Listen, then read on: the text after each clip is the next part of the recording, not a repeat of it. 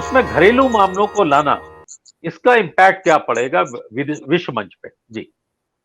देखिए, हरजिंदर जी ने बहुत सही कहा कि जब आप बाहर जाते हैं तो आप किसी पार्टी के नेता नहीं होते। आप भाजपा के प्रतिनिधि के तौर पे नहीं गए हैं, आप भारत के प्रधानमंत्री की हैसियत से गए हैं। और भारत के प्रधानमंत्री मतलब आप 130 करोड़ लोगों के प्रधानमंत्री हैं। उसमें जो वो लोग भी हैं जिन्होंने आपको वोट दिया, और वो लोग भी हैं जिन्होंने आपको वोट नहीं दिया।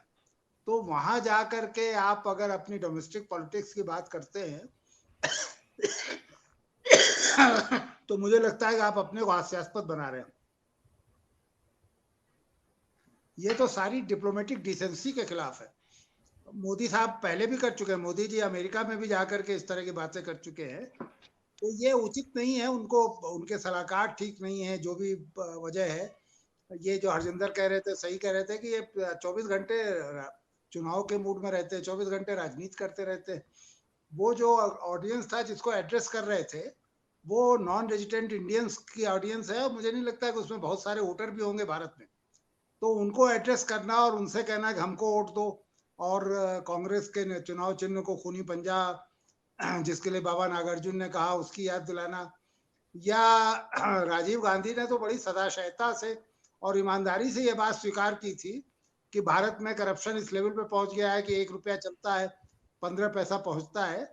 तो इसकी तो तारीफ करनी चाहिए, और इसको जो लूप होल्स थे उनको प्लग करने की कोशिश करनी चाहिए। उसकी जगह आप इस तरह की बात करें। मुझे एक ही पैरेलल दिखाई दे रहा है कि भारतीय राजनीति में तो कोई दूसरा प्रधानमंत्री नहीं दिखाई दे रहा।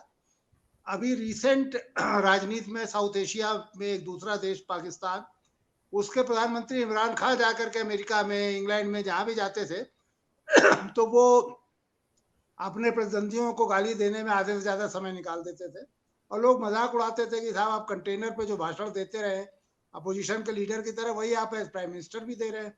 लगभग वही स्थिति भारत में अब ये मोदी जी ने पैदा कर दी।